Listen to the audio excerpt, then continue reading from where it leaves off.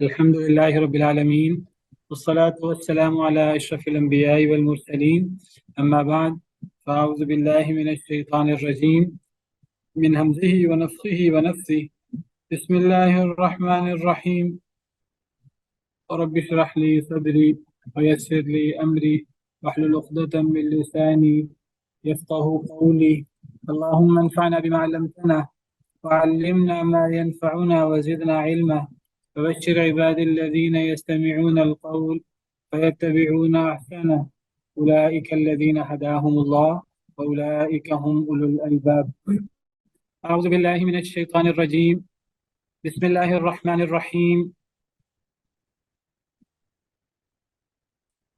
ألم تر أن الفلك تجري في البحر بنعمة الله ليريكم من آياته إن في ذلك لآيات لكل صبار شكور.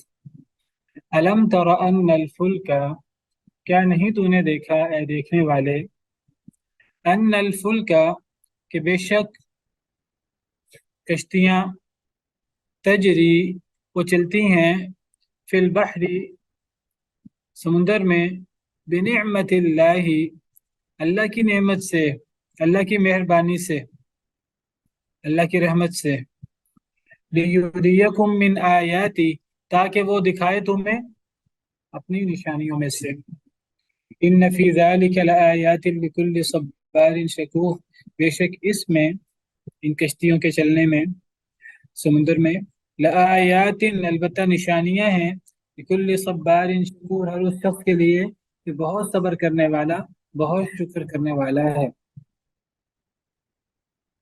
اللہ کی عظمت، اللہ کی توحید کے دلائل جاری و ساری ہیں، اور ان کے کیا فوائد ہیں اس پر ہم تفصیل سے کل اور پچھلے لیکچرز میں بات کر چکے ہیں۔ تو اللہ کی توحید اور اللہ کی عظمت اور اللہ کی جلالت کے بڑے بڑے نشانیوں میں سے، بڑے بڑی علامات میں سے ایک بڑی نشانی، ایک بڑا معجزہ کشتیاں جو سمندر میں چلتی ہیں۔ یہ کشتی سمندر میں ایسے ہی نہیں چل پڑتی، کیسے پانی کشتی کو اپنے اوپر رکھتا ہے، کیسے ہوائیں، اللہ ہواؤں کو کس انداز سے اللہ نے چلایا ہے، اور کس طرح ان ہواؤں میں اور پانی کے اندر اللہ نے سسٹم قائم کیے ہیں کہ کشتیاں سمندر پہ میں، دریاؤں میں، پانیوں میں تیر سکتی ہیں۔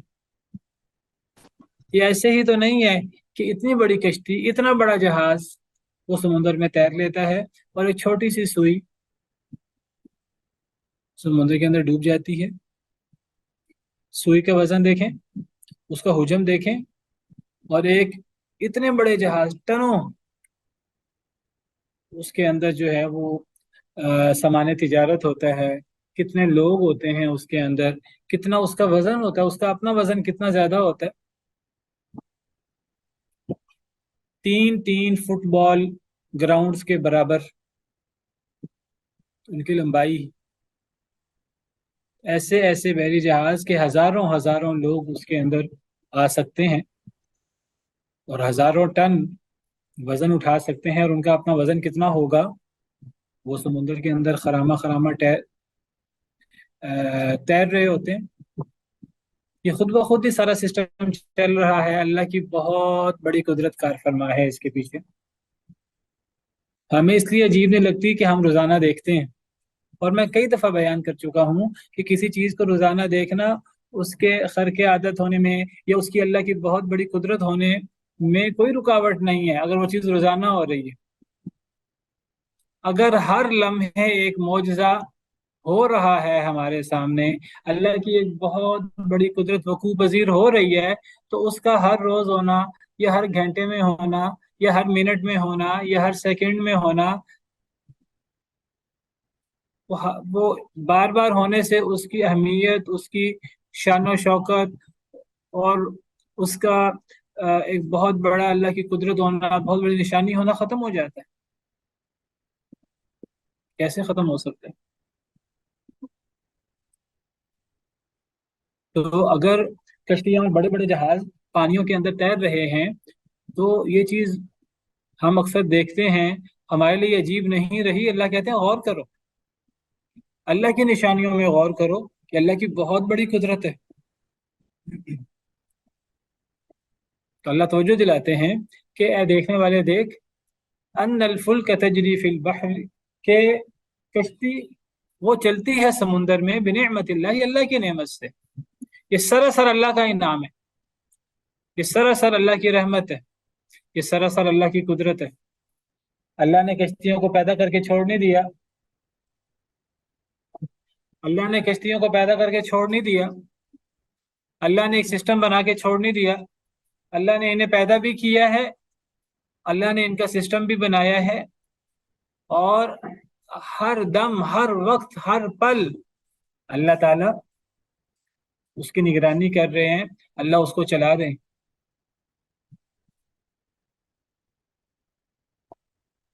اللہ اس کی طرف توجہ دلا رہے ہیں۔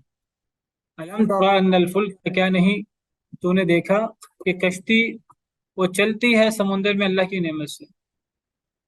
اور اللہ فرماتے ہیں لیریکم من آیاتی، تاکہ وہ دکھائے، یعنی اللہ تعالیٰ دکھائے تمہیں اے لوگو، من آیاتی، اپنی نشانیاں۔ یہ اللہ کی بہت بڑی نشانی ہے۔ اللہ فرماتے ہیں اللہ تمہیں اپنی نشانیاں دکھانا چاہتا ہے، اللہ تمہاری توجہ اپنی بڑی بڑی نشانیوں کی طرف مبذول کرانا چاہتے ہیں۔ اس میں اللہ کا کوئی فائدہ نہیں ہے، اس میں تمہارا فائدہ ہی ہے، اس میں تمہارا فائدہ ہی ہے، اللہ کا کوئی فائدہ نہیں۔ اللہ تمہیں اپنی نشانیاں دکھائیں اور تمہارے دل میں اللہ کی عظمت آ جائے، اللہ کا جلال آ جائے، اور تم اللہ کے بندے بن جاؤ، تو کس کا فائدہ ہے؟ ہمارا ہی فائدہ ہے۔ تو اللہ تمہیں اپنی نشانیاں دکھانا چاہتا ہے، اللہ تمہاری توجہ اپنی نشانیوں کی طرف مبذول کرانا چاہتا ہے۔ تو ہمیں توجہ کرنی چاہیے ان چیزوں میں، صرف کشتی میں نہیں، پہاڑوں میں، صحراؤں میں، درختوں میں، آسمانوں میں، زمین میں، اجرام فلکی میں، بادلوں میں، فضاؤں میں، ہواؤں میں، ہر چیز میں ہمیں توجہ کرنی چاہیے۔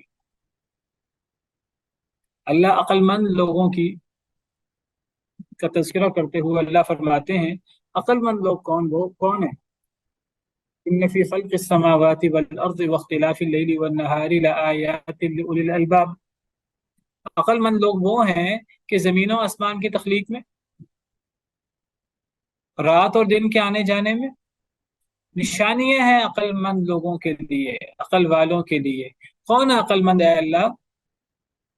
عقل مندوں کا اور آسمان و زمین کی تخلیق میں، اور رات اور دن کی تخلیق میں، رات اور دن کے آنے جانے میں، اور عقل مندوں میں آپس میں کیا وجہ مشترک ہے؟ غور و فکر۔ الذین یذکرون اللہ قیاما وقعودا وعلی جنوبہم۔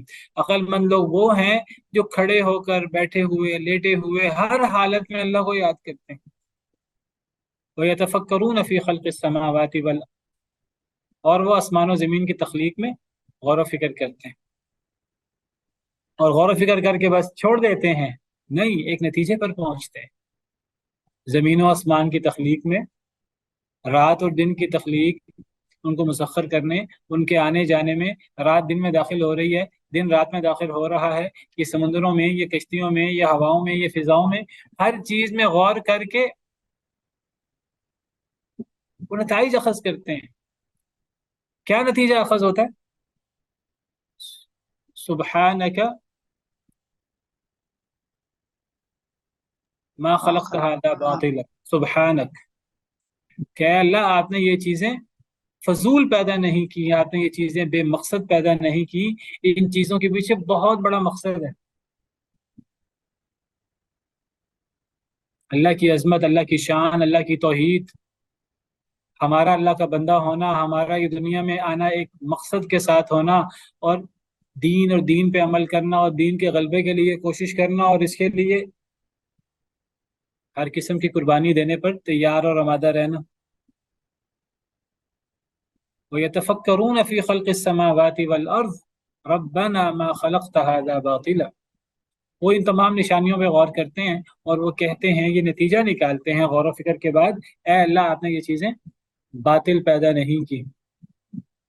اور جب انسان اس پہ آ جاتا ہے کہ یہ چیزیں بے مقصد نہیں ہیں، با مقصد ہیں، تو یہاں سے پھر صحیح سمت سفر شروع ہو جاتا ہے۔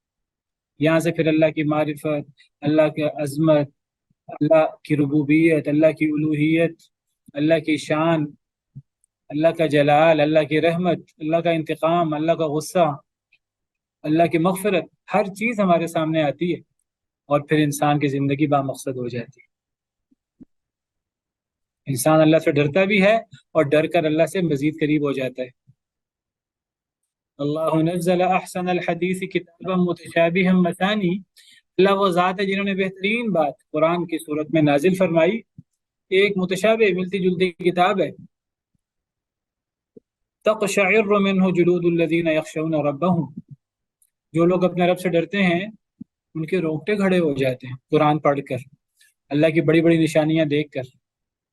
ثم تلین جلودہم وقلوبہم الی ذکر اللہ، پھر یہ اللہ کا ڈر، پھر اللہ کی ہیبت، پھر اللہ کا جلال انہیں اللہ سے دور نہیں کرتا، پھر ان کے دل بھی اللہ کے قریب ہوتے ہیں، ان کی جلدیں بھی اللہ کے قریب ہوتی ہیں، اللہ کے ذکر کے قریب ہوتی ہیں۔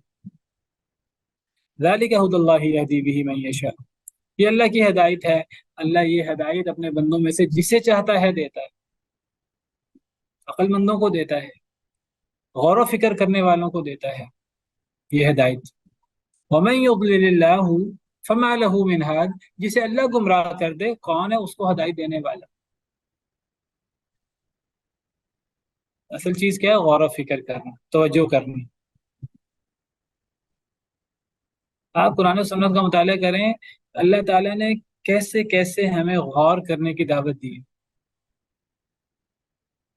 افلا تتفکرون، افلا تتذکرون، افلا تعقلون، انا تؤفکون، انا یؤفکون، این تذہبون، کہاں جا رہے ہو، کہاں بہکائے جا رہے ہو، عقل کیوں نہیں کرتے، غور و فکر کیوں نہیں کرتے، عقل کیوں نہیں کرتے، توجہ کیوں نہیں کرتے؟ قل انما اعظکم بواحدہ، کہہ دیجئے میں تمہیں ایک ہی نصیحت کرتا ہوں، تمام نصیحتوں کی ایک نصیحت۔ سورہ سبا میں اللہ تعالیٰ نبی کو حکم دیتے ہیں، نبی آپ اعلان کریں، کہہ دیجئے میں تمہیں ایک ہی نصیحت کرتا ہوں۔ وہ کیا نصیحت ہے؟ ایک ہی نصیحت، کون بتائے گا آپ میں سے؟ آیت مکمل کریں۔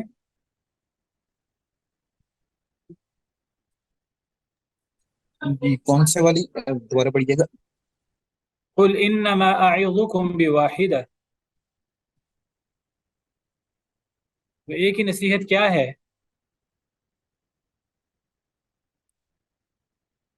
کہہ دیجئے میں تمہیں ایک ہی نصیحت کرتا ہوں، وہ کیا نصیحت ہے؟ اللہ کے ساتھ شرک نہ کرنا، ادعو ربی، اپنی طرف سے نہیں، قرآن کی آیت مکمل کریں نا۔ اتنی اہم نصیحت ہے کہ فرمایا کہہ دیجئے میں تمہیں ایک ہی نصیحت کرتا ہوں۔ ایسی آیات نا یہ یاد کر لیجیے، حافظ ہیں وہ ان کو یعنی یاد رکھیں، جو حافظ نہیں ہیں تو وہ بھی ان آیتوں کو یاد کریں۔ یہ آیتیں نہیں ہیں، یہ آج سمجھیے کہ سونے کی ڈلیاں ہیں، یہ اللہ کی رحمتیں ہیں بہت بڑی۔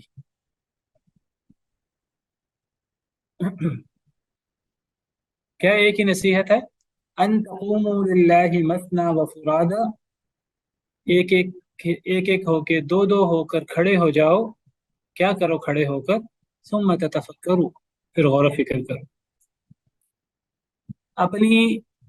اپنے لہو و لعب سے، اپنے کمفرٹ زون سے، اپنی غفلت کی نیند سے، اپنی عیش و عشرت سے انسان نکلے، اور انسان کیا کرے؟ توجہ کرے، غور و فکر کرے۔ کیا غور و فکر کرے گا؟ یہی غور و فکر کرنا ہے کہ اللہ نے اتنی بڑی کائنات کیوں بسا دی، اتنی بڑی بڑی مخلوقات اللہ نے کیوں بسا دی، اللہ نے ان چیزوں کو ہمارے لیے مسخر کیوں کر دیا، اللہ نے ہمیں اس کائنات کا شہزادہ، اس کائنات میں سب سے اہم مخلوق اللہ نے ہمیں کیوں بنا دیا، اس کائنات کی ہر چیز اللہ نے ہمارے لیے مسخر کر دی۔ والذی خلق لکم ما فی الارض جمیعا، وہ ذات جس نے پیدا کیا تمہارے لیے جو کچھ زمین میں ہے سارے کا سارا۔ جب انسان غور کرتا ہے، یہ غور انسان کو اللہ کی طرف لے جاتا ہے، معرفت کے دروازے کھولتا ہے انسان کے لیے، زندگی کی حقیقتیں کھولتا ہے، وہ جو الجھی ڈور ہے اور گتھیاں ہیں وہ سلجھتی ہیں، یہ غور و فکر کرنے سے. یہ غور و فکر کرنا بہت بڑی نیکی، بہت بڑی عبادت ہے. آج ہمارے پاس وقت ہی نہیں ہے. کبھی ہمیں اپنے فیس بک سے، اپنے واٹس ایپ سے، اپنے روزمرہ مصروفیات سے وقت نکالنا چاہیے صرف اللہ کے ذات کے لیے. اس کا کبھی آسمان کو دیکھیں، بادلوں کو دیکھیں، سمندروں میں جائیں، صرف ساحل پہ پکنک منانے نہ جائیں، پہاڑوں میں صرف جو ہے وہ خوشیاں منانے نہ جائیں. کبھی اللہ کی قدرتیں دیکھنے کے لیے جائیے اور کبھی بیٹھ کے غور کریں. اور یہ غور کرنا کتنی بڑی نعمت ہے اللہ تعالیٰ کی. نبی کریم صلی اللہ علیہ وسلم غار حرا جایا کرتے تھے اور کیا کرتے تھے؟ غور و فکر کرتے تھے. التحنث، اکیلے بیٹھ جاتے تھے دنیا کے جمیلوں سے ہٹ کر. اور یہ غور کرنا کتنی بڑی نعمت ہے اللہ تعالیٰ کی. یہ کون سی سورت کی آیت ہے؟ سورت سبا کی آیت ہے. سورت سبا آیت نمبر 46. اور آپ ذرا اس آیت کریمہ کا انداز دیکھیں. کسی آیت کریمہ، ہر آیت کریمہ ہی اس کی اہمیت کے بارے میں کچھ کہنا سورج کو چراغ دکھانے کے برابر ہے، لیکن آپ ذرا اس آیت کریمہ کی ابتدا دیکھیں. میں تمہیں ایک ہی نصیحت کرتا ہوں، ساری باقی نصیحتیں چھوڑ دو، ایک ہی نصیحت پلے باندھ لو، کبھی غور و فکر کیا کرو. لوگوں کے ساتھ مل کر غور و فکر نہیں ہوتا، اکیلے کبھی ہو جاؤ، پھر دو دو لوگ ہو جاؤ، اور دو دو لوگ ہو کر اکیلے ہو کر کوئی بندہ غور کرے. علم و معرفت کے، حکمت کے دریا آپ کے سامنے نمودار ہوں گے. پتہ لگے گا. یہ کفار نبی کریم صلی اللہ علیہ وسلم کو مجنون کہتے تھے. کبھی غور کرو، کیا ایسا شخص بھی مجنون ہو سکتا ہے؟ جس چہرے کے بارے میں عبداللہ بن سلام نے کہا تھا یہ چہرہ جھوٹے شخص کا چہرہ نہیں ہو سکتا، کیا یہ شخصیت مجنون ہو سکتی ہے؟ نہیں ہو سکتی. یہ قرآن کریم یہ باطل ہو سکتا ہے؟ یہ انسانی کلام ہو سکتا ہے؟ نہیں ہو سکتا. یہ اللہ رب العالمین کے احکامات، ان میں کوئی کجی ہو سکتی ہے؟ ان میں کوئی غلط بات ہو سکتی ہے؟ نہیں ہو سکتی. کبھی غور تو کریں ہم. ان هو الا نذیر لکم بین یدی عذاب شدید. سخت ترین عذاب سے پہلے اللہ نے انہیں ڈرا کر بھیجا ہے، ڈرانے والا بنا کر بھیجا ہے. بہرحال یہ اللہ کی بڑی بڑی نشانیاں. اللہ فرماتے ہیں ان میں غور کرو. یہ اللہ کی بہت بڑی قدرت. کیا نہیں تو نے دیکھا کہ بے شک کشتی وہ چلتی ہے سمندر میں اللہ کی نعمت سے، خود بخود نہیں چلتی، خود بخود پیدا نہیں ہوئی. انسان نے بنایا تو انسان کا کمال نہیں ہے. انسان بھی اللہ کی مخلوق ہے، انسان کا عمل بھی اللہ کی مخلوق ہے. انسان نے اگر بنایا اللہ کے دیے ہوئے ذہن سے تو اللہ کی نعمت ہے.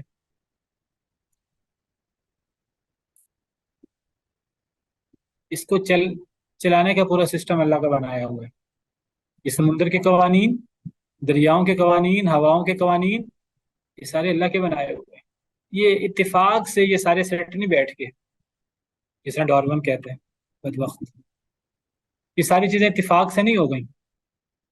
یہ اللہ کی حکمت بالغہ ہے، اللہ کی عظیم قدرت. لیریکم من آیاتی، تاکہ اللہ تمہیں اپنی بڑی بڑی نشانیاں دکھائے.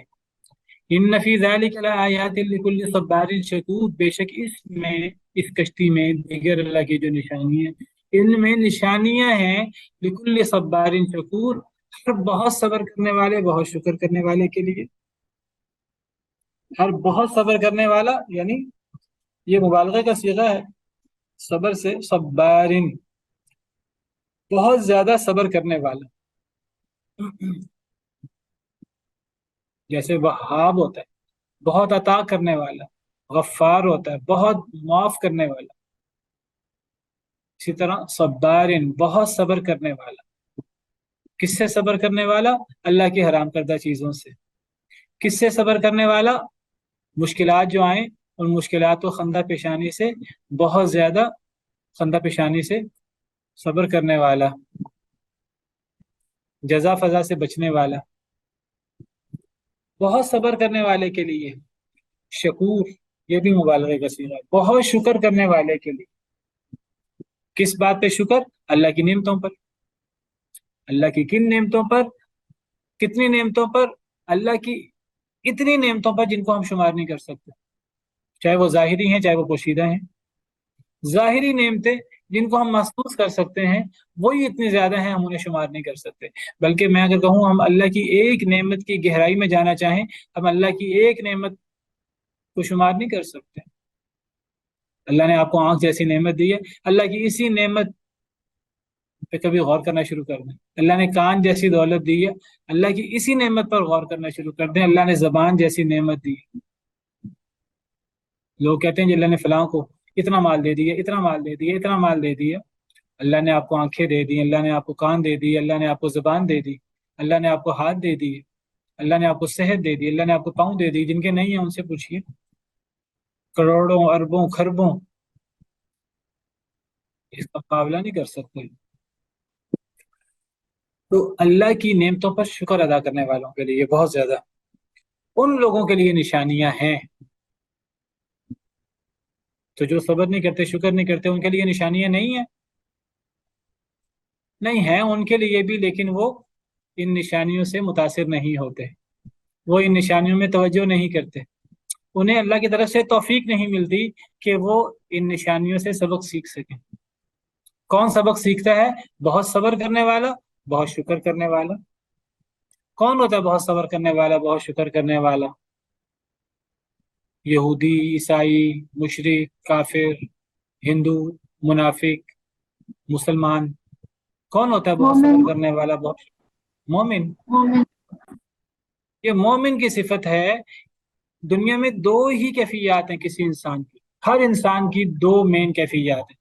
ایک اللہ کی نعمتیں ہوں اس پر، وہ بھی آزمائش ہے۔ ایک اللہ کی طرف سے مصیبت آئے، وہ بھی آزمائش ہے۔ دو ہی حالتیں ہیں نا، کبھی بڑی نعمت ہوتی ہے، کبھی چھوٹی نعمت ہوتی ہے، یا نعمتوں والی حالت ہے یا مصیبت والی حالت ہے، کبھی بڑی مصیبت کبھی چھوٹی مصیبت، کبھی درمیانی مصیبت۔ دو ہی حالتیں ہیں، یا رحمت ہوگی یا مصیبت ہوگی، دونوں اللہ کی طرف سے۔ اب اس کے بارے میں لوگوں کے، عام لوگوں کو چھوڑ دیجئے، مسلمانوں کے، ایمان والوں کے دو ہی رویے ہیں۔ نعمت پر شکر، چھوٹی نعمت ہو اس کے مطابق، بڑی نعمت ہو بڑا شکر، اور اگر مصیبت ہو تو مومن کا رویہ کیا ہوتا ہے؟ صبر کا۔ عجبا لامر المؤمن، نبی صلی اللہ علیہ وسلم نے فرمایا مومن کا معاملہ بڑا ہی عجیب ہے۔ ان امرہ کلہ خیر، اس کا ہر معاملہ ہی خیر والا ہے۔ ان اصابت سراء شکر فکان خیر اللہ، اگر اسے کوئی خوشی نعمت پہنچتی ہے تو شکر کرتا ہے، یہ اس کے لیے بہتر ہے۔ اور ان اصابت ضراء صبر فکان خیر اللہ، اور اگر اسے مصیبت، تکلیف، تنگی پہنچتی ہے تو صبر کرتا ہے، اور یہ اس کے لیے بہتر ہے۔ اور فرمایا ولیس ذلک الا للمؤمن، اور یہ کیفیت صرف ایمان والے کی ہوتی ہے۔ مصیبت پہ صبر، نعمت میں شکر، دو ہی کیفیتیں، دو ہی حالتیں، اور کوئی شخص ان دو حالتوں سے بچ نہیں سکتا، نہ مومن، نہ کافر، نہ منافق، نہ یہودی، نہ عیسائی، نہ کوئی اور۔ ہر شخص پر دنیا میں یا نعمت ہوگی یا مصیبت ہوگی۔ سب لوگوں کا رویہ غلط ہوتا ہے ان معاملات میں۔ ایک ایمان والے کا رویہ، جو حقیقی ایمان والا ہوتا ہے، اس کا رویہ صحیح ہوتا ہے۔ تو لکل صبار شکور سے مراد کون ہوا؟ ایمان والا۔ ایمان والا۔ اگر ہم یہ کہیں ان فی ذلک لآیات لکل صبار شکور، یعنی اس میں، یعنی یہ جو کشتی کی اللہ کی بہت بڑی نعمت ہے، یہ اور اس جیسی جو اللہ کی بہت بڑی نعمتیں اور اللہ کی بہت بڑی قدرتیں ہیں، تو ان قدرتوں سے سبق سیکھنے والے کون ہوتے ہیں؟ اللہ کہتے ہیں کہ اس میں نشانیاں ہیں ہر صبر کرنے والے، شکر کرنے والے کے لیے۔ کیا مطلب؟ یعنی ایمان والے کے لیے، کیونکہ ایمان والا ہی صبر کرنے والا، شکر کرنے والا ہے، اور تو کوئی ہے ہی نہیں۔ وَلَيْسَ ذَلِكَ إِلَّا لِلْمُؤْمِنِ، یہ خصوصیت صرف مومن کی ہے۔ اور اگر مومن کہلانے والے، مسلمان کہلانے والے اگر یہ نہ کریں تو پھر کہاں جائیں؟ مسلمان کہلانے والے مصیبت میں اگر صبر نہ کریں، نعمت میں اگر شکر نہ کریں، مصیبت میں جزا فضا کریں، نعمت میں متکبر ہو جائیں، فخر کرنے والے ہو جائیں، تو پھر کہاں جائیں؟ صبر کرنے والے، شکر کرنے والے مومن کے لیے یہ نشانیاں ہیں۔ ہمیں سبق کیوں نہیں ملتا، ہماری توجہ کیوں نہیں ہوتی ان کی طرف؟ کیونکہ یہ کیفیات ہمارے اندر تفاوت کے ساتھ ہے۔ ایمان ہمارے اندر اونچا نیچا ہوتا ہے، جس کا ایمان زیادہ ہوتا ہے اس کو یہ نشانیاں زیادہ اچھی سمجھ آتی ہے، جس کا ایمان کم ہوتا ہے اس کو کم سمجھ آتی ہے۔ جو زیادہ صبر کرتا ہے زیادہ سمجھ آتی ہے، جو زیادہ شکر کرتا ہے زیادہ سمجھ آتی ہے، جو نہیں صبر کرتا نہیں شکر کرتا نہیں سمجھ آتی۔ یضل به کثیرا ویہدی به کثیرا، اللہ جس کو چاہتے ہیں ہدایت دے دیتے ہیں، جس کو چاہتے ہیں اللہ گمراہ کر دیتے ہیں۔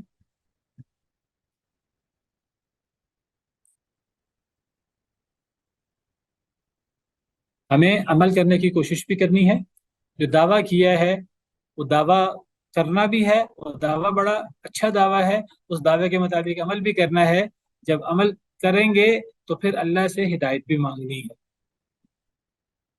اللہ ہمارا سینہ کھول دے، رب اشرح لی صدری، اللہ سے دعا کرنی چاہیے۔ پھر اللہ تعالیٰ سینہ کھولتے ہیں، پھر اللہ تعالیٰ یہ جو نشانیاں ہیں یہ پھر ایک ایک نشانی سے پھر سمجھ آتی۔ وَإِذَا غَشِيَهُم مَّوْجٌ كَالظُّلَلِ دَعَوُا اللَّهَ مُخْلِصِينَ لَهُ الدِّينَ، اور جب ڈھانپ لیتی ہے انہیں موج، لہر، اب سمندر کی بات ہو رہی ہے، سمندر میں کشتی چلتی ہے، تو اب سمندر کے حوالے سے ایک اللہ کی بڑی قدرت، ایک اللہ کی نشانی۔ وَإِذَا غَشِيَهُم مَّوْجٌ، اور جب ڈھانپ لیتی ہے انہیں کوئی موج، دعوا اللہ مخلصین لہ الدین، تو وہ پکارتے ہیں اللہ کو خالص کرتے ہوئے اس کے لیے عبادت کو۔ فلما نجاہم الی البر فمنہم مقتصد، بس جب وہ نجات دیتا ہے انہیں خشکی کی طرف تو ان میں سے مقتصد، میانہ روی کرنے والے ہوتے ہیں۔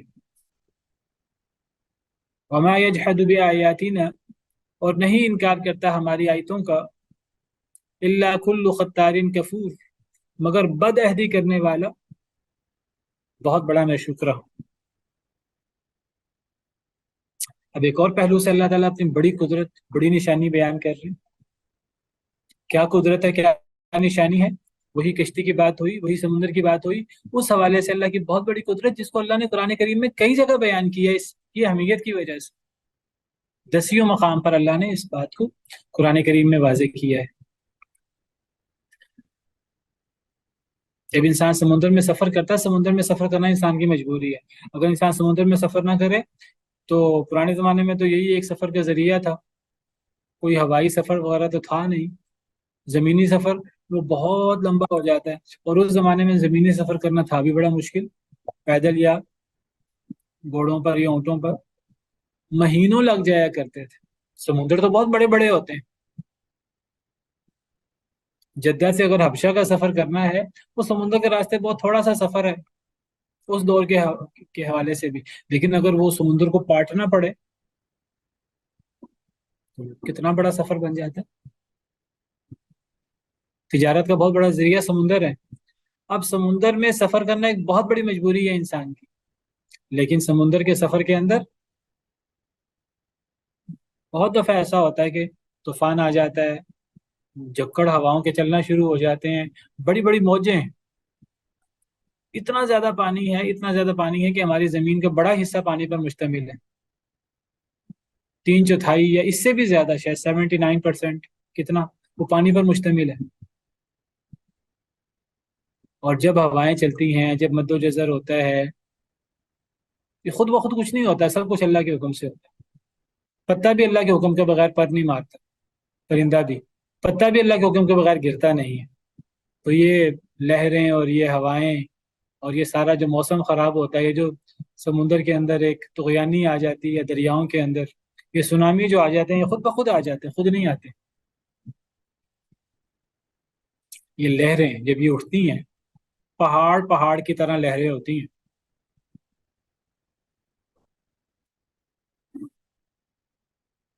پہاڑ کی طرح محسوس ہوتی ہیں۔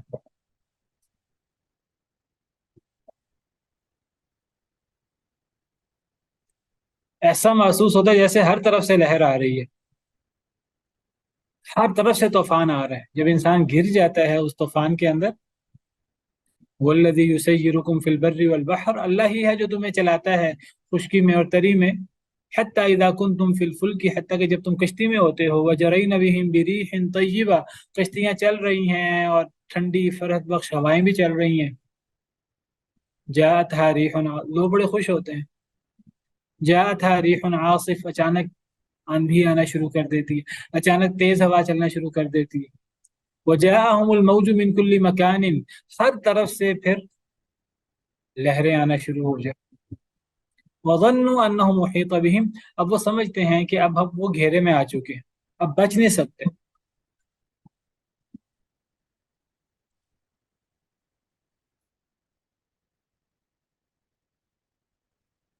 تو یہ جو پہاڑوں کی طرح کی پھر لہریں جو ہیں پہاڑ کی طرح محسوس ہوتی ہیں، تو جب یہ لہریں اٹھتی ہیں اور یہ جب یہ لہریں انہیں ڈھانپ لیتی ہیں، یہ جو ان کے بڑے بڑے بحری جہاز ہیں، یہ بحری جہاز پہاڑوں کی طرح، وَلَهُ الْجَوَارِ الْمُنْشَآتُ فِي الْبَحْرِ كَالْأَعْلَامِ، یہ جو بڑے بڑے بحری جہاز ہیں سمندروں میں پہاڑوں کی طرح، سمندر کا سینہ چیر کے چل رہے ہیں، یہ پہاڑوں کی طرح کے بحری جہاز یہ خس و خاشاک کی طرح ہو جاتے ہیں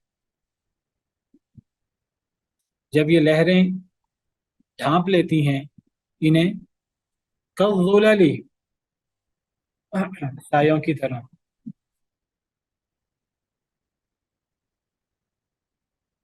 بادلوں کی طرح، پہاڑوں کی طرح،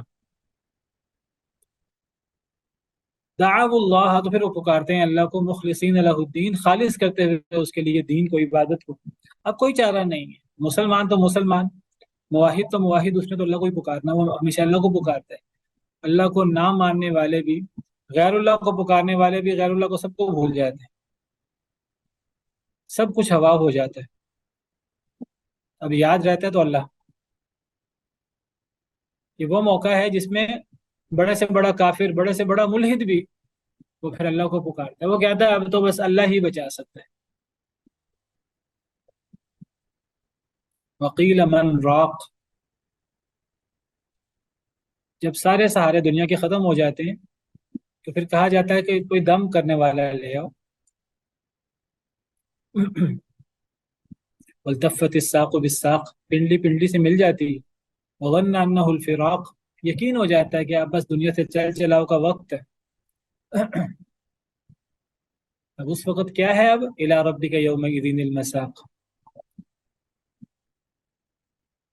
اب اللہ کی طرف ہی جانا ہے۔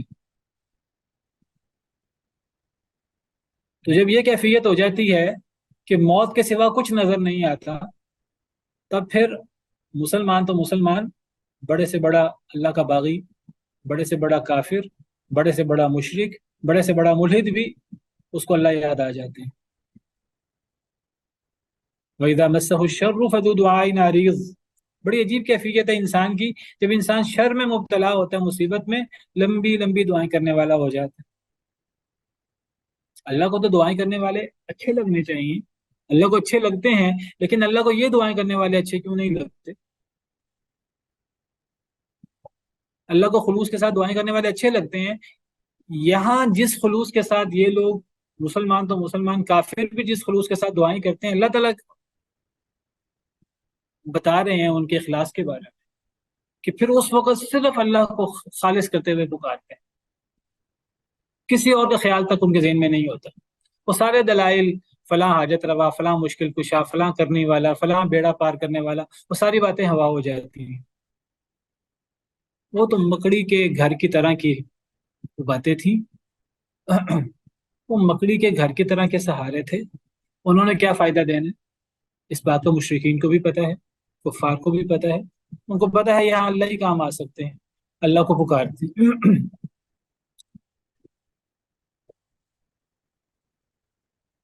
یہ دعا اللہ کو اچھی لگتی ہے کہ نہیں لگتی؟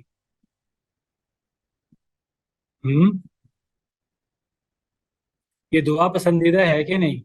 مشکل کے وقت کی دعا، یہ جو اللہ کہہ رہے ہیں کہ یہ دعا تو خالص اللہ کو پکارتے ہیں، اور آپ بتائیے اخلاص کے ساتھ اللہ کو پکارنا یہ کتنی بڑی نیکی ہوتی ہے، تو کیا یہ کوئی نیکی ہے کہ نہیں؟ یہ مشکل وقت میں خالص اللہ کو پکارنا۔ اللہ رب العالمین یہ مشکل اس لیے نہیں ہے، پہلی بات تو یہ اللہ کو جی آپ کی مشکل اور آسانی دونوں حالتوں میں پکارنا چاہیے، اور یہ والی غالباً نیکی اس لیے بھی نہیں ہوگی کہ ان کے پاس ایمان نہیں ہوتا۔ ہوں جب ایمان نہیں ہوگا تو پھر تو کچھ بھی ہو تو وہ بالکل نیکی نہیں صحیح، بنے گی نا۔ بالکل صحیح ہے، یہی بات ہے۔ اصل میں اخلاص تو بہت بڑی چیز ہے، یہاں اخلاص اور ہر چیز بھول جاتی ہے، لیکن مسئلہ یہ ہے کہ وہ خوشی کے وقت کیوں باقی چیزیں پھر آ جاتی ہیں آڑے، خوشی کے وقت پھر انسان غافل کیوں ہو جاتا ہے؟ اللہ کو تو وہ اطاعت پسند ہے جو فی المنشط والمکرہ، جو خوشی میں بھی ہو، ناراضگی کے وقت بھی ہو، جو فی العسر والیسر، جو آسانی کے وقت بھی ہو، تنگی کے وقت بھی ہو۔ تو صرف مشکل میں پکارنا تو اللہ تعالیٰ اس کو تنقید کا نشان نہ بناتے۔ اللہ فرماتے ہیں وَإِذَا أَنْعَمْنَا عَلَى الْإِنسَانِ أَعْرَضَ وَنَأَىٰ بِجَانِبِهِ وَإِذَا مَسَّهُ الشَّرُّ فَذُو دُعَاءٍ عَرِيضٍ۔ کتنی عجیب بات ہے، ہم انعام کریں تو انسان اکڑ جائے، متکبر ہو جائے، اور جب مشکل آ جائے تو انسان لمبی لمبی دعائیں کرنے والا بن جائے۔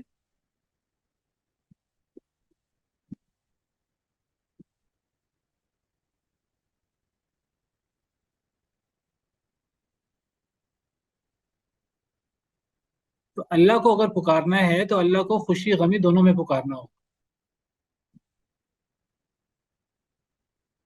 صبر کیا ہے؟ صبر صرف خوشی میں نہیں ہوتا، صبر صدمے کے وقت ہی ہوتا ہے۔ اگر صدمے کے وقت انسان اللہ کو بھول جائے تو یہ کون سا صبر ہوا؟ نہیں جی میں تو بڑا صبر کرتا ہوں۔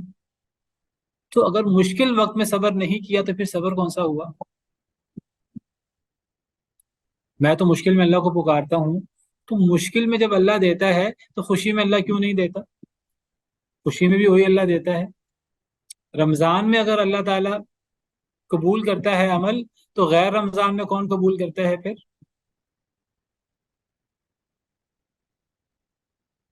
تو یہ جو وقتی عبادت ہے، یہ جو ایک جوئے کے انداز کا جو ہمارا طریقہ کار ہے، یہ اللہ کو قابل قبول نہیں ہے۔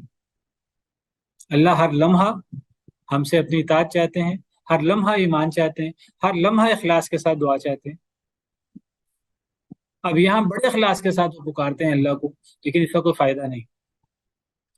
تو بہرحال اللہ فرماتے ہیں جب ڈھانپ لیتی ہے انہیں موج سایوں کی طرح، بادلوں کی طرح یا پہاڑوں کی طرح، آپ بامحاورہ مانا کر لیں، دعوا اللہ مخلصین لہ الدین، پکارتے ہیں اللہ کو اس کے لیے دین کو خالص کرتے ہوئے۔ لما نجاہم الی البر، جب وہ نجات دیتا ہے انہیں الی البر، خشکی کی طرف، فمنہم مقتصد، ان میں سے وہ بھی ہیں جو میانہ روی اختیار کرتے ہیں۔ اب یہاں اس آیت کریمہ کی تفسیر میں کافی تفصیل ہے مفسرین کے ہاں، کیا مراد ہے یہاں مقتصد سے؟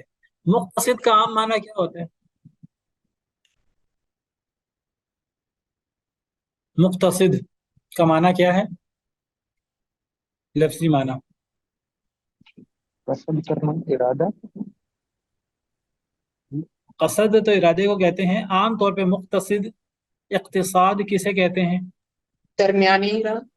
درمیانی راہ کو، بالکل ٹھیک، شاباش۔ اب یہاں درمیانی راہ اختیار کرنے والے، اللہ فرماتے ہیں کہ جب مصیبت آتی ہے، جب پہاڑوں کی طرح کی موج آتی ہے، لہر آتی ہے، تو یہ لوگ خالص کرتے ہوئے اللہ کو پکارنا شروع کر دیتے ہیں، لیکن جب اللہ انہیں خشکی کی طرف نجات دیتے ہیں تو یہ میانہ رو ہوتے ہیں۔ یہاں یہ منفی معنی میں ہے کہ مثبت معنی میں ہے میانہ روی اختیار کرنا؟ میانہ روی تو منفی معنی میں جی منفی معنی میں کیسے؟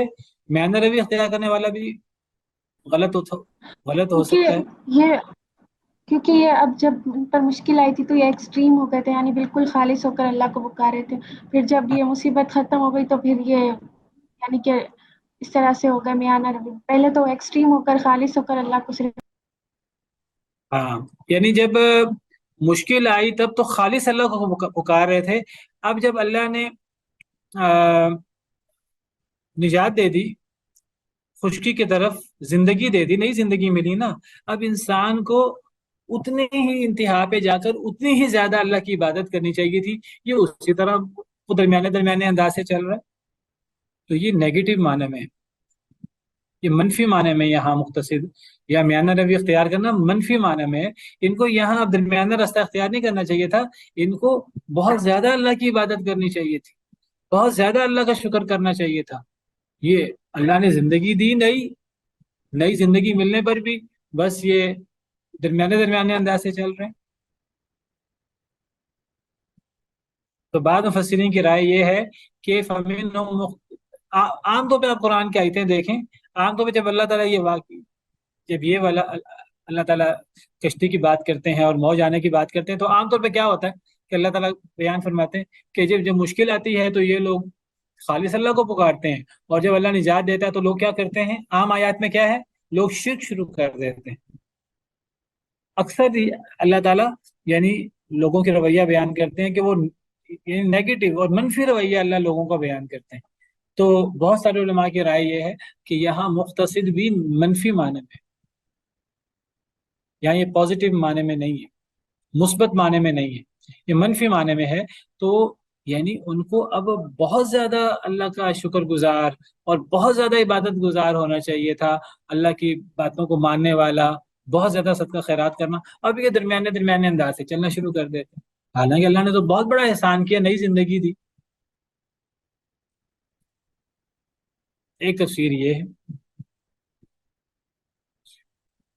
وَمَا يَجْحَدُ بِآيَاتِنَا إِلَّا كُلُّ خَتَّارٍ كَفُورٍ، اور نہیں انکار کرتا ہماری آیتوں کا مگر ہر بہت بدعہدی کرنے والا، بہت ناشکری کرنے والا۔ تو پہلی تفسیر یہ ہوئی کہ یہ یہاں میانہ روی سے چلنا مراد ہے، اور میانہ روی سے چلنے والا یہاں یہ منفی معنی میں ہے، یہ مثبت معنی میں نہیں ہے۔ آپ اگلا جملہ دیکھیں، اگلا جملہ بھی نیگیٹو ہے کہ ہماری اور نہیں انکار کرتا ہماری آیتوں کا مگر ہر بدعہدی کرنے والا، ناشکری کرنے والا۔ تو یہاں بھی بدعہدی کی بات ہو رہی ہے، یعنی اس نے جو عہد باندھا تھا مشکل وقت میں خالص اللہ کو پکارتے ہوئے، اب جب نعمت ملی، جب اللہ نے نجات دے دی، نئی زندگی دے دی، اب وہ اس عہد پر عمل پیرا نہیں۔ دوسری تفسیر کیا ہے؟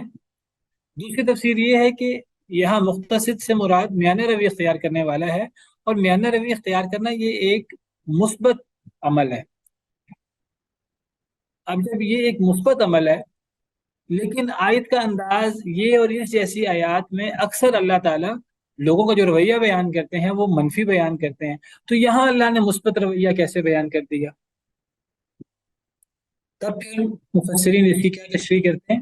وہ کہتے ہیں اصل میں محذوف ہے، وہ کہتے ہیں اصل میں عبارت اس طرح ہے، محذوف عبارت لما نجاہم الی البر فمنہم مقتصد ومنہم منکر یا ومنہم کافر یا ومنہم مشرک، اصل میں محذوف ہے کہ جب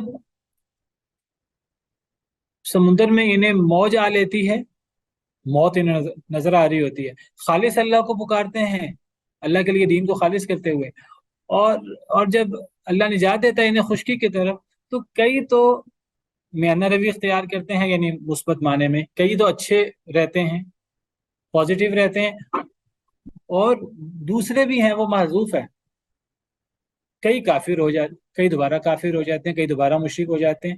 فمنہم مقتصد ومنہم کافر، یہ محذوف ہے، اور اس کی دلیل کیا ہے محذوف ہے؟ آیت کا انداز اور دیگر آیات، اور آیت کا آخری حصہ وہ بتا رہا ہے کہ یہاں نیگیٹو رویہ بیان ہو رہا ہے۔ اگر پازیٹیو رویہ بیان ہوا تو یہاں وہ محذوف ہے جہاں نیگیٹو رویہ ہے۔ واضح ہے کہ دوسری تفسیر ہے، سمجھ آئی دونوں تفسیروں کی؟ جی استاد۔ جی دوسری تفسیر یہ ہے، پہلے دونوں تفسیروں میں جو میں نے بیان کی آپ کے سامنے، مقتصد کس معنی میں ہوا؟ میانہ روی میانہ اختیار روی۔ کرنا۔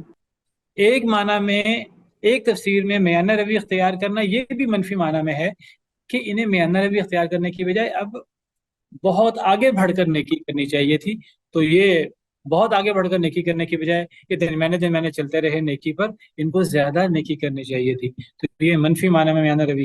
اور دوسری تفسیر کے مطابق فمنہم مقتصد، یہ میانہ روی اختیار کرنے والا ہوئے، یہ مثبت معنی میں ہے لیکن محذوف ہے، منفی معنی وہ ساتھ موجود ہے۔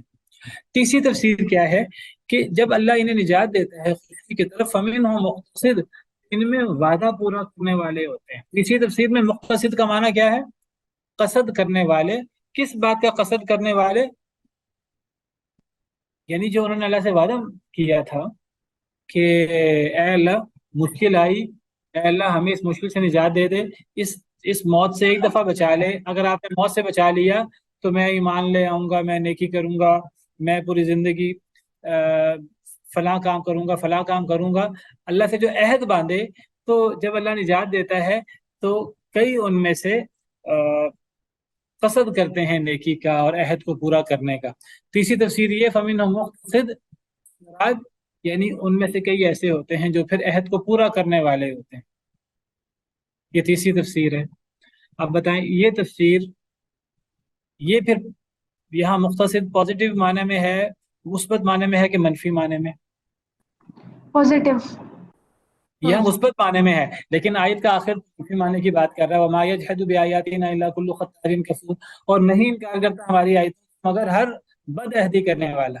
مقتصد سے مراد عہد پورا کرنے والا، اور آیت کے آخری حصے میں پھر بد عہدی کرنے کی بات ہو رہی ہے۔ ختارن یہ مبالغے کا صیغہ ہے، ختارن بہت بد عہدی کرنے والا، بہت ناشکری کرنے والا۔ تو آیت کے آخری حصے میں تو بد عہدی کی بات ہو رہی ہے، ناشکری کی بات ہو رہی ہے، اور یہی لوگ اللہ کی آیتوں کا انکار کرتے ہیں۔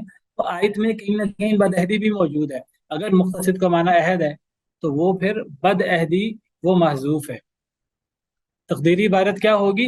لما نجاهم الى البر فمنهم مقتصد ومنهم خاطر یا خطار، کہ جب انہیں سمندر میں موج آتی ہے تو وہ خالص اللہ کو پکارتے ہیں، اور جب اللہ انہیں نجات دیتا ہے تو کئی تو عہد کو پورا کرنے والے ہوتے ہیں، نیک بخت جو تھوڑے ہیں، اور زیادہ تر لوگ بد عہدی کرنے والے ہوتے ہیں، اور اللہ کی آیتوں کا انکار کرنے والے تو بہت بد عہدی کرنے والے ہی ہوتے ہیں اور ناشکری کرنے والے ہی ہوتے ہیں۔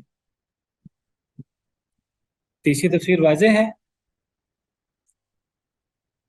تیسری تفسیر میں مقتصد کا معنی عہد پورا کرنے والا، اور اس صورت میں بھی ایک محذوف نکالنا ہوگا، بد عہدی کرنے والا، کفر کرنے والا، شرک کرنے والا، کیونکہ آیت کا آخری حصہ وہ بتا رہا ہے کہ یہاں منفی معنی موجود ہے۔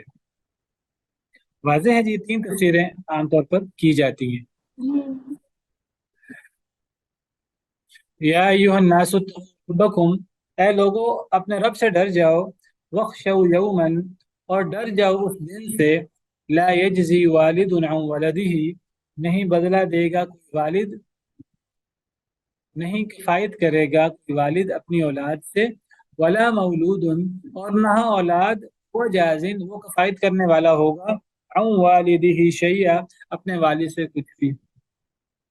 لا یجزی نہیں کفایت کرے گا کوئی والد اپنی اولاد سے، ولا مولود، اور نہ کوئی اولاد ہوا جازن وہ کفایت کرنے والا ہوگا۔ یجزی فعل مضارع ہے اور اسی سے جازن اسم فاعل ہے، اور نہ کوئی مولود یعنی بچہ، بیٹا وہ فائدہ دینے والا ہوگا، کفایت کرنے والا ہوگا اپنے والد سے کچھ بھی۔ یعنی اللہ تعالیٰ فرما رہے ہیں کہ اے لوگوں اپنے رب سے ڈر جاؤ، اللہ سے بھی ڈر جاؤ، اور اس دن سے بھی ڈر جاؤ، یعنی قیامت کے دن سے، جو دن آنے والا ہے وہ ایسا دن ہے کہ اس دن کوئی باپ اپنے بچے کو کوئی فائدہ نہیں دے سکے گا، اور کوئی بچہ، کوئی بیٹا اپنے باپ کو فائدہ نہیں دے سکے گا۔ باپ بیٹے جیسا قریبی رشتہ دار ایک دوسرے کو فائدہ نہیں دے سکیں گے، تو دور والے کیسے ایک دوسرے کو فائدہ دے سکیں گے؟ یعنی کوئی کسی کو فائدہ نہیں دے سکے گا، نہ باپ بیٹے کو، نہ بیٹا باپ کو، نہ بھائی بھائی کو، نہ دوست دوست کو، کوئی کسی کو اس دن فائدہ نہیں دے سکے گا، کوئی کسی کو کفایت نہیں کر سکے گا۔ ان وعد اللہ حق، بے شک اللہ کا وعدہ سچا ہے۔ فلا تغرنکم الحیات الدنیا، بس ہرگز نہ دھوکے میں ڈالے تمہیں دنیا کی زندگی، ولا یغرنکم باللہ الغرور، اور ہرگز نہ دھوکے میں ڈالے تمہیں اللہ کے ساتھ بہت دھوکے باز۔ بے شک اللہ کا وعدہ سچا ہے۔ اللہ کا وعدہ سچا ہے سے کیا مراد ہے؟ آیت کا شروع دیکھیں، آیت کے شروع میں کس کی بات ہو رہی ہے؟ اللہ سے ڈرنے کی اور قیامت کے دن کی، قیامت کے دن کی ہولناکی سے اللہ ڈرا رہے ہیں۔ یہاں اللہ کے وعدے سے مراد قیامت کا آنا، क़यामत का वकूअ पजीर होना जो बरहक है, मैदान महशर, जो बातें किताब व सुन्नत में कही गई क़यामत के हवाले से, मैदान महशर के हवाले से, वो कितना हौलनाक दिन है। यौम तरौनहा तज़हलु कुल्लु मुर्दिअतिन अम्मा अर्दअत, जिस दिन दूध पिलाने वाली अपने बच्चे को भूल जाएगी। व तज़अु कुल्लु ज़ाति हम्लिन हम्लहा, हमल वाली अपने हमल को भूल जाएगी।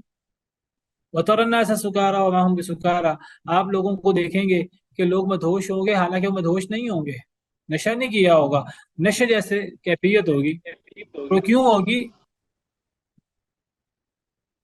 वलाकिन अज़ाबल्लाहि शदीद, अल्लाह के अजाब को सामने देखकर, अल्लाह के अजाब की हौलनाकी को सामने देखकर।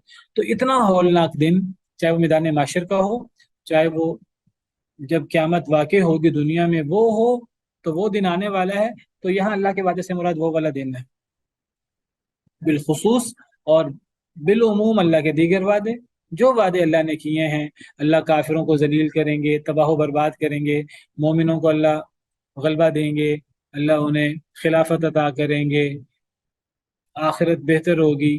क़यामत की नेमतें जन्नत की सूरत में ईमान वालों के लिए, क़यामत और क़यामत के दिन बुरे लोगों के लिए सजाएं। तो बिलउमूम अल्लाह के सारे वादे, बिलखुसूस क़यामत का दिन। तो अल्लाह के वादे सच्चे हैं। ला तगुर्रन्नकुमुल हयातुद दुनिया, हरगिज़ ना तुम्हें धोखे में डाले दुनिया की जिंदगी, करीबी जिंदगी। वला यगुर्रन्नकुम बिल्लाहिल गरूर, और हरगिज़ ना तुम्हें धोखे में डाले अल्लाह के साथ बहुत धोखेबाज। धोखेबाज अल गरूर मुबालगे का सीगा है, बहुत धोखेबाज। बहुत धोखेबाज कौन है? शैतान। शैतान सबसे बड़ा धोखेबाज है। और एक तो शैतान धोखे में डालता है और एक दुनिया धोखे में डालती है। दुनिया का धोखा क्या है? शैतान का धोखा क्या है? दोनों अल्लाह के वादे के बारे में हमें शुकूक शुबहात में मुब्तला करते हैं। दुनिया कैसे शुकूक शुबहात में मुब्तला करती है अल्लाह के वादों से? अल्लाह का वादा क्या है आखिरत का? अल्लाह का वादा क्या है दुनिया में जो अल्लाह ने वादे किए और आखिरत में? तो अल्लाह का वादा, अल्लाह के सारे वादे यकीनी हैं, 100% पूरे होने हैं। लेकिन दुनिया हमें धोखे में डाल देती है। दुनिया कैसे धोखे में डालती है? दुनिया में हमें बाज दफा गुनाह करने पर वक्ती फायदा नजर आ रहा होता है, माप तोल में कमी करने पर हमें वक्ती नफा नजर आ रहा होता है, झूठ बोलने पर, झूठी गवाही देने पर हमें दुनिया में वक्ती कामयाबी नजर आ रही होती है, नेकी करने पर हमें दुनिया में बाज दफा वक्ती तौर पर जिल्लत नजर आ रही होती है। ये दुनिया का धोखा है। इसी माने में दुनिया को कहा गया वमा हादिहिल हयातुद दुनिया इल्ला लाइबुन व लहव, नहीं है दुनिया की जिंदगी मगर खेल और तमाशा। किस माने में खेल और तमाशा? इस माने में, यानी एक है अल्लाह के वादे। अल्लाह के वादे पूरे होते हैं, कई दफा लेट पूरे होते हैं। वो लेट नहीं होते, उनका एक वक्त है, अल्लाह ने लेट रखा हुआ है आजमाइश के लिए। पूरा उन्होंने होना है। हम कहते हैं देर आई दुरुस्त आई, दुरुस्त चीज आनी ही है, कई दफा थोड़ी सा टाइम लग जाता है। अल्लाह का वादा, अल्लाह की मदद आनी ही है, कभी वक्त लग जाता है। अम हसिबतुम अन तदखुलुल जन्नता वलम्मा यातिकुम मसलुल लज़ीना खलू मिन क़ब्लिकुम मस्सतहुमुल बअसाउ वज़्ज़र्राउ वज़ुलज़िलू हत्ता यक़ूल अर्रसूलु वल्लज़ीना आमनू मअहु मता नस्रुल्लाह। इतनी आज़माइशें आती हैं, इतनी आज़माइशें आती हैं कि ईमान वाले तो ईमान वाले, रसूल भी पुकार उठते हैं अल्लाह की मदद कब आएगी। और वही वक्त होता है अल्लाह की मदद आने का। अला इन्ना नस्रुल्लाहि करीब, खबरदार अब तो अल्लाह की मदद बहुत करीब है। मुसीबत के साथ आसानी है। मुसीबत एक होती है, आसानियां ज्यादा होती हैं। आसानी ने आना ही आना है, अल्लाह ने आजमाइश के लिए थोड़ा लेट रखा होता है। दुनिया कहती है फौरी फायदा। दुनिया में हमें बाज दफा गुनाह करने पर फौरी फायदा नजर आ रहा होता है, लोग गुनाह की तरफ लग जाते हैं, लोग इंतजार नहीं करते। ये दुनिया का धोखा है और शैतान का भी यही धोखा है। शैतान हमें अल्लाह के वादों के बारे में हमें वर्गिलाता है। शैतान कहता है कि अगर माल खर्च करोगे तो बखील हो जाओगे। अश-शैतानु यइदुकुमुल फ़क्र। हसन बसरी कहते हैं रहिमहुल्लाह, अल्लाह ने कुरान करीम में 100 दफा अपने वादे किए हैं। इंसान अल्लाह के वादों पर गौर नहीं करता। शैतान का अल्लाह ने एक ही वादा जिक्र किया फ़क्र का, और इंसान فقر کے دھوکے میں بڑی جلدی مبتلا ہو جاتا ہے کہ میں مال خرچ کروں گا تو میں غریب ہو جاؤں گا، کھانا کیسے پورا ہوگا، روٹی کیسے پوری ہوگی، انسان فکر میں مبتلا ہو جاتا ہے۔ یہ شیطان کا وسوسہ ہے۔ شیطان اللہ کے وعدوں کے بارے میں ہمیں دھوکے میں مبتلا کرتا ہے۔ دنیا کا دھوکہ بھی یہی ہے اور شیطان کا دھوکہ بھی یہ ہے۔ شیطان کہتا ہے کہ وہ قیامت پتہ نہیں اتنی دور ہے، پتہ نہیں آنی ہے کہ نہیں آنی، نیکی کرنے پر فائدہ، دیر بعد ملنا ہے، پتہ نہیں ملنا ہے کہ نہیں ملنا، تو فوری جو ملتا ہے وہ تو لے لو، اور فوری وہ دنیا کا دھوکہ ہے، وہ دنیا کی رنگینی ہے۔ انسان دنیا کی رنگینی میں مبتلا ہو جاتا ہے، سب سے بڑے دھوکے باز کے دھوکے میں مبتلا ہو جاتا ہے۔ اسی پر بس کرتے ہیں، یہ آخری آیت کریمہ کل پڑھیں گے انشاءاللہ۔ سبحان ربک رب العزت عما یصفون وسلام علی المرسلین والحمد للہ رب العالمین۔